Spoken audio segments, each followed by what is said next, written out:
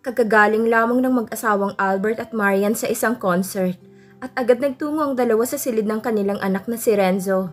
6 na taon na ngayon ang kanilang panganay. Nagkatinginan ng dalawa nang madatnan nila sa kama ng bata si Alexa.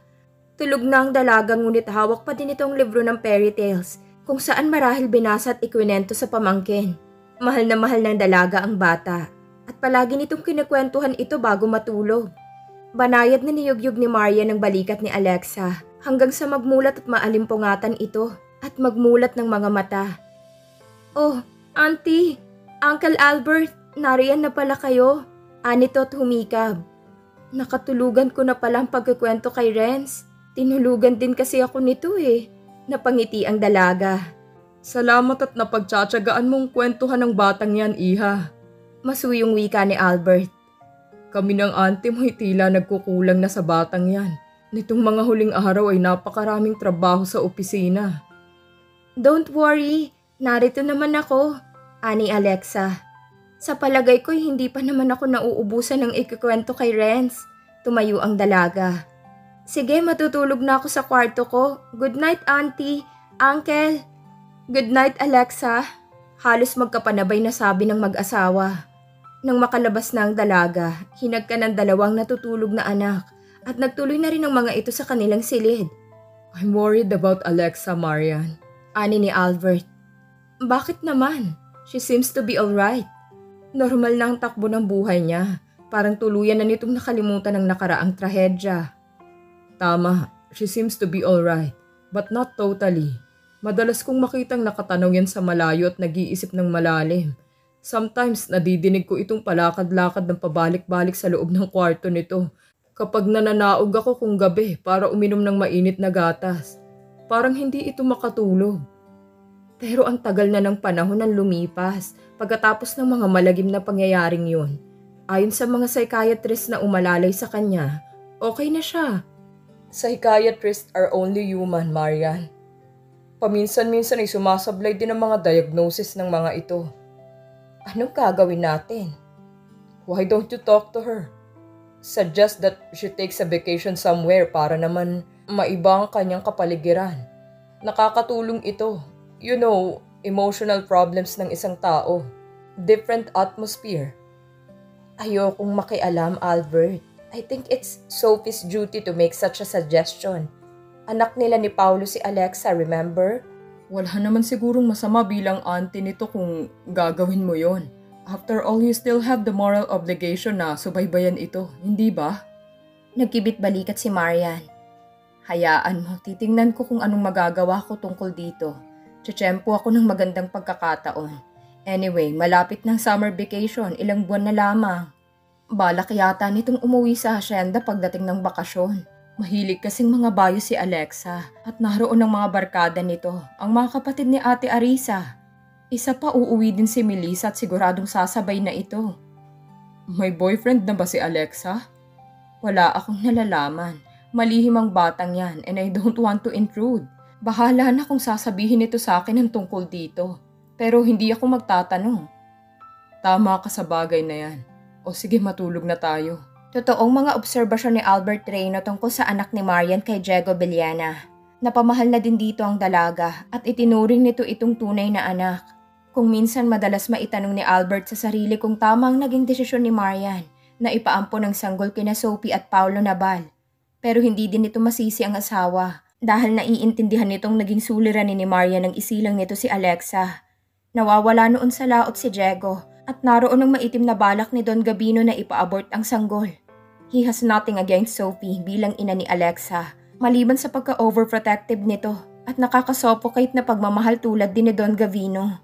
Pero lately, nagsusumikap si Sophie na maging broad-minded at liberal pagkatapos ng mainit na trahedyang ibinunga ng labis na paghihigpit ni Don Gabino sa apo. Kinabukasan, habang nag-aalmusal sila, nagtanong si Marian. "Malapit na ang bakasyon nyo, no? Mga 2 buwan na lamang yata?" "Oo, Auntie. 1 taon pa ang bubunuin at matatapos na rin ako. I can't hardly wait dahil may magandang offer sa akin ng isang tanyag na publishing company dito para maging staff member ng kanilang tanyag na magazine." "Sa bakasyon, anong binabalak mong gawin?" "Well, ano pa? Uuwi ako sa atin sa asyenda.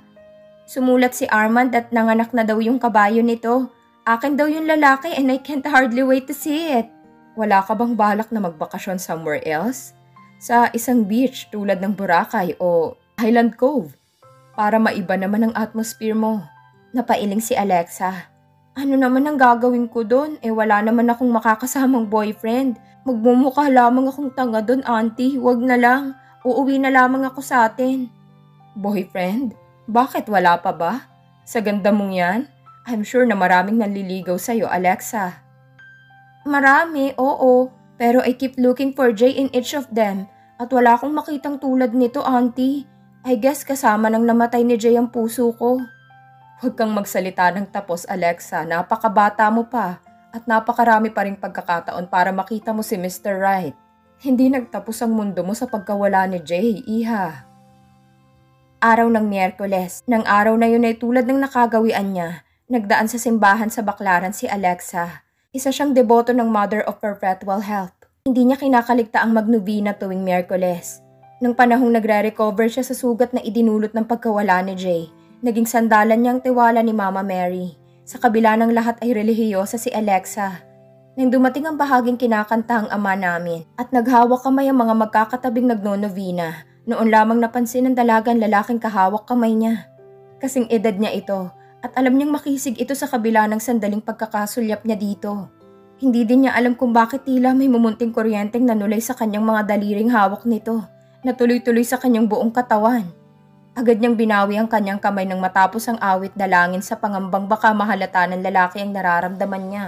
Magiging very embarrassing kapag nagkataon.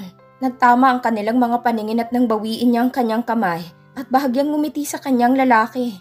Naunang lumabas sa simbahan ng lalaki pagkatapos ng novena. Ilang sandali pang nanalangin si Alexa at nagsindi pa ito ng kandila bago lumabas. Iginala ni Alexa ang kanyang mga paningin nang makalabas siya ng simbahan. Lihim na hinanap ng mga mata niya ang lalaki. Pero hindi na niya nakita ito. Nakaramdam siya ng hindi maipaliwanag na kalungkutan. Hindi naman kahawig ni Jay ang estranghero in any way. Nalulungkot lamang ako marahil. Sa loob-loob ng dalaga. Naisip niyang marahil ay tama ang Auntie Marian niya. Hindi niya dapat itali ang buhay niya at kinabukasan sa isang alaala. Alam ni Erin na hinahanap siya ng dalagang nakatabi niya sa simbahan. Nakita nitong babae nang lumabas sa simbahan. Gusto sana nitong lapitan ito at makikipagkilala dahil naging interesado din ito dito. Pero nagmamadali kasi siyang makauwi. Bukas na ang deadline ng submission of entry sa timpalak ng sining na sinalihan nito. Student ng Fine Arts si Erin. Malapit na itong magtapos. Sumali siya sa isang art contest na inilunsad para sa mga baguhan sa painting at mga estudyante ng Fine Arts. Malapit na nitong matapos ang kanyang entry. Ilang finishing touches na lamang. Bukas ng umaga dadalhin na nito ang kanyang entry sa isang art gallery sa Makati City kung saan idaraos ang contest. Alam ni Erin na may chance ang kanyang entry na makakuha ng gantimpala. Ibinuhos nito ang kakayahan sa pagguhit. Buhay na buhay ang likas na alindog at magic enchantment ng Isla del Cielo sa kanyang canvas.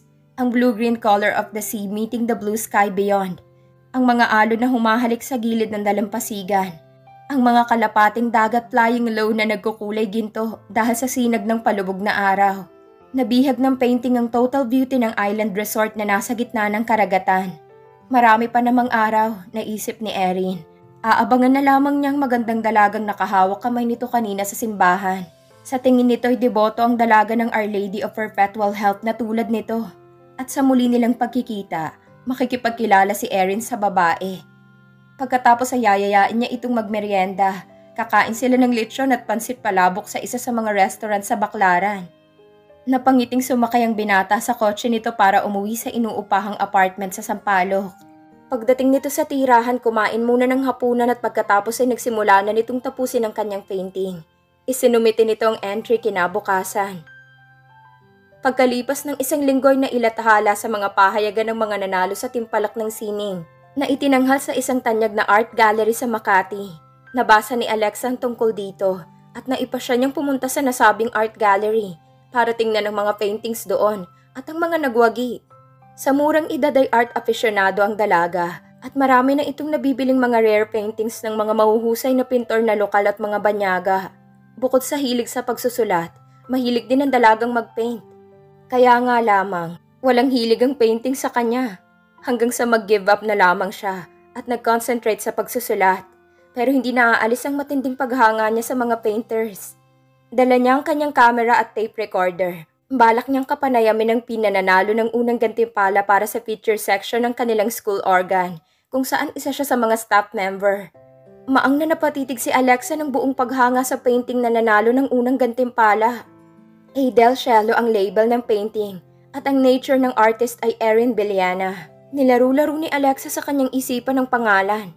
Unique name sa loob-loob niya, pero hindi mahulaan ito kung lalaki o babae.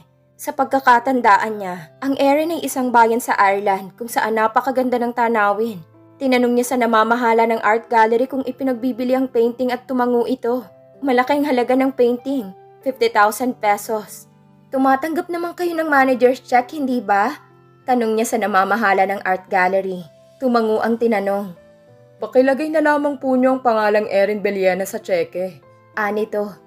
Isinulat ni Alexa ang pangalan at iniabot niya ang tseke sa kausap. Pagkatapos ay maingat na binalot ng mga tauhan ng gallery ang painting at inilagay sa passenger seat sa likod ng kotse ni Alexa.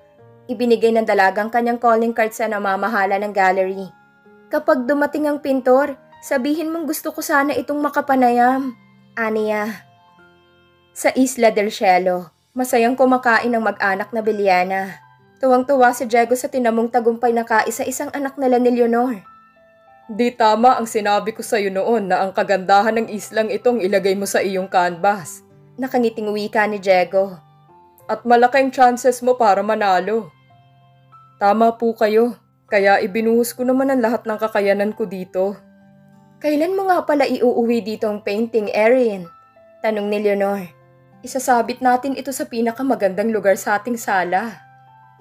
Sa pagdaan ng panahon ay nakapagpatayo ng mag-anak ng bahay sa isla. Binili nila ang dating lupang kinatatayuan ng bahay ni Mang Fidel nang pumunta na ng ibang bansa ang dating caretaker ng isla. Maang na napatingin sa ina si Erin. Ho? Gusto ba niyo yung painting? Oo naman, iho. Ani ni Diego. Bukod sa itong unang panalo mo sa iyong napiling propesyon, lubhang mahalaga sa akin ang ipininta mo doon. Hindi agad nakapagsalita si Erin. Halatang nalungkot ito. Bakit anak? Concerned na tanong ni Leonor. Kasi ho, sinabi ko sa namamahala ng art gallery na for sale ang painting. 50,000 pesos ang inilagay nitong presyo at nag-text ito sa akin na kamakailan na nabili na daw ang painting ko at nasa poder nito ang checking ibinayad. Hinihintay nga nito ang aking pagbabalik. May porsyento din kasi ito sa pinagbentahan. Ipinagbili mong painting mong nanalo? Tila hindi makapaniwalang nasabi ni Diego. Pero bakit Erin? Balak ko po sanang bumili ng sailboat at ilang kagamitan para sa scuba diving.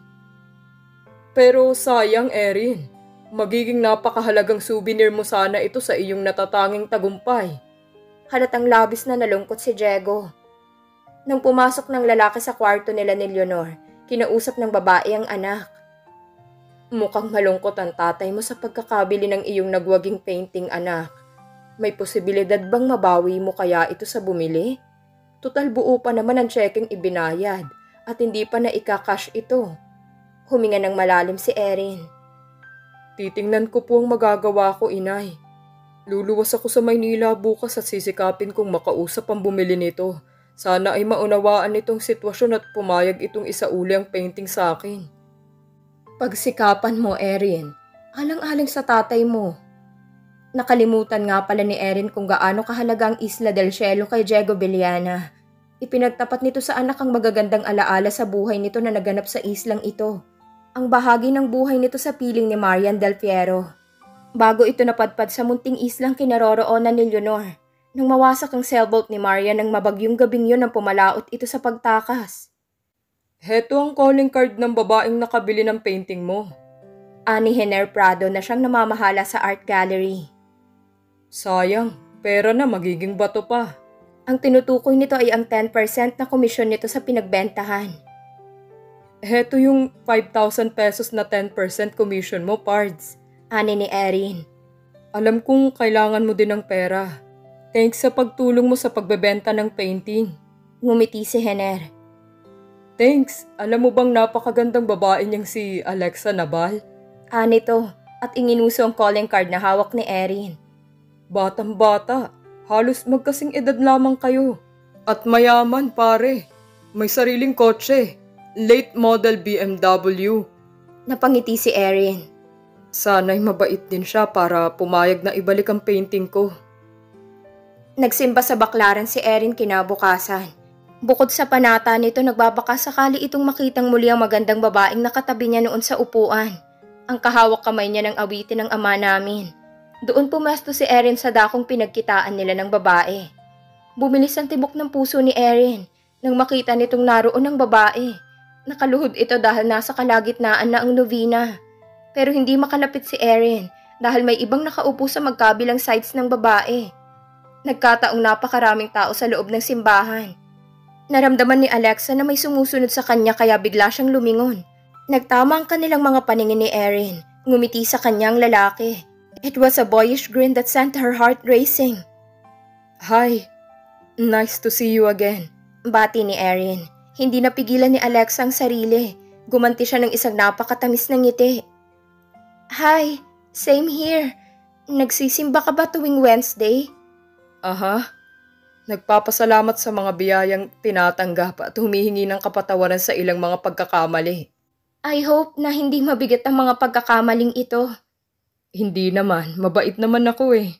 Nagkatawanan sila. Alam mo bang nasabi ko sa sarili ko nang huli kitang makita na kapag nagkita tayong muli, iba-blow out kita. Ani ni Erin. Talaga? San tayo kakain? Mahilig ka ba sa lechon? Yung malutong na balat nito na isasawsaw sa masarap na sarsa? Of course, mahilig ako sa lechon. Come on, let's go. Sa kabila ng discomfort sa loob ng siksikang restaurant ng pinasukan nila, kung saan electric fans lamang ang gumagana at medyo marami pang langaw, enjoy na kumain ang dalawa. Totoo ang sinabi ni Erin, masarap ang lechon dito. Busog na sila nang maalala ni Alexa na hindi niya alam ang pangalan ng kasama. By the way, hindi pa pala natin naipapakilala ang mga sarili natin sa isa't isa. Paalala niya. Ako si Erin Beliana. Pagpapakilala ng binata. Erin Beliana? Yung painter? Yes. Magtatapos ako ng fine arts this year. Hindi pa talagang painter in the true sense of the word. Pero nanalo ka ng first prize sa recent art contest na ginanap, hindi ba? Sinuswerte lamang. Anyway, panay namang greenhorns ang mga nakasali sa timpalak na yon. So no big deal, really. But your entry was magnificent. Nakita mo pala. Napasyal ka ba sa gallery namin? Of course, at binili ko ang painting mo, Erin Beliana. Maang na napatingin dito ang lalaki. Ikaw si Alexa Nabal? Bakit mo alam ang pangalan ko? Ibinigay sa akin ng gallery administrator ang calling card mo. I was planning to visit you dito sa address na narito pero mabuti na lamang at nagkita tayo. Small world ha? Bala kong iregalong painting mo sa isang taong malapit sa aking puso. Na pinagkakautangan ko ng aking buhay, ang Auntie Marian ko. Malapit na ang kaarawan nito. Nagkamot ng ulo si Erin. Hindi ba maaaring iba na lamang ang iregalo mo dito? Bakit? Mahilig yun sa painting tulad ko. Isa tong mahusay na abogada. Kasi may problema, Alexa. Sana ay mauunawaan mong sasabihin ko sa'yo. What is it?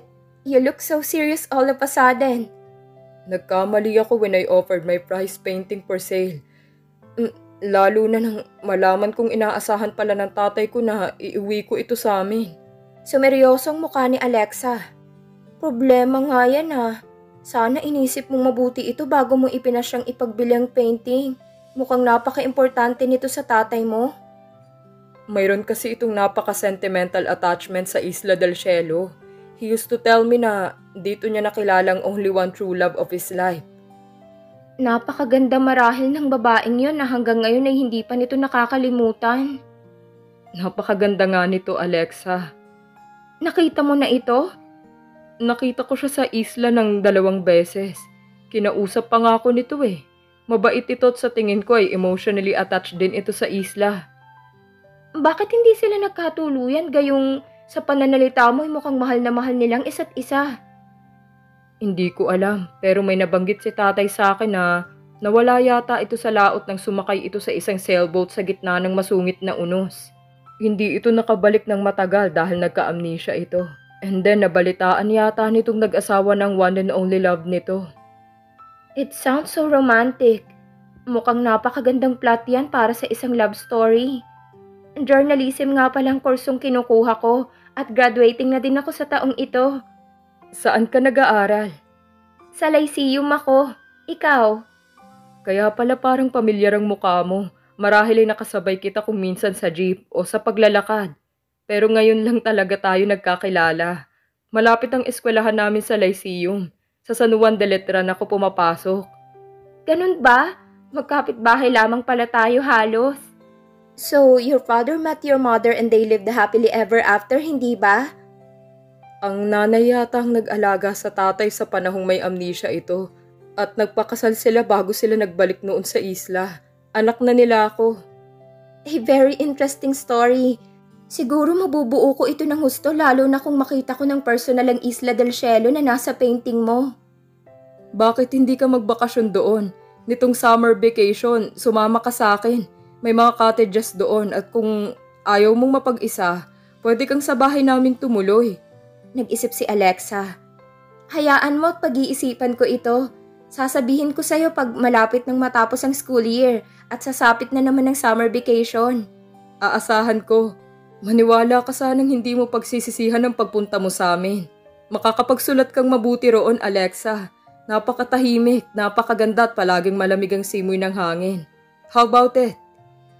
Baka hindi ako payagan ng mama ko. You're not a teenager anymore. Sa States nga, pagdating sa edad na 18, fully independent na ang isang tao.